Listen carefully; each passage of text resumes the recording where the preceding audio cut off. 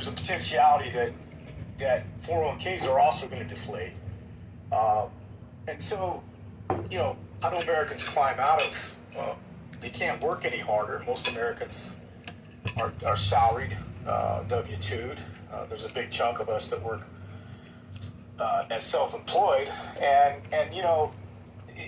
we feel our economy, Gary, because we don't derive huge social safety nets and benefits that other European type style democracies benefit from. If a guy loses his job, he's got a white knuckle 6 weeks of unemployment, if that, and he can't even live off of it. As some of my European friends tell me, they got a year to figure out if they can get a job or not. They can get health care covered and all that. So we endure a lot more pain when we don't do well as a country, unfortunately. And we have, we have an amnesia. I mean, we talk about World War II and that great generation that got us through that. Well, those people are all pretty much gone and died. And we don't forget their sacrifices because, that's what got us through World War II. Put us on the map as the greatest nation on the planet in world history, the greatest economic boom in world history. So, but what have you done for me lately? And every politician has to answer and account for that.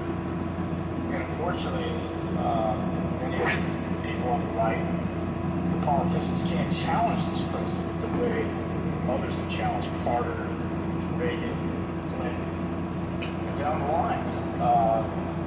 President Trump operates as a mafia boss. He will find out who you are. He already knows who you are. He'll primary you, and he'll find a candidate who's going to saddle up to his viewpoints. And he's going to throw money behind you. He's going to take you out.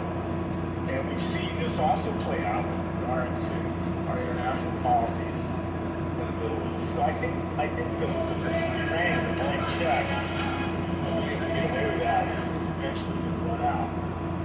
And I think that, as to your point, he says what he says.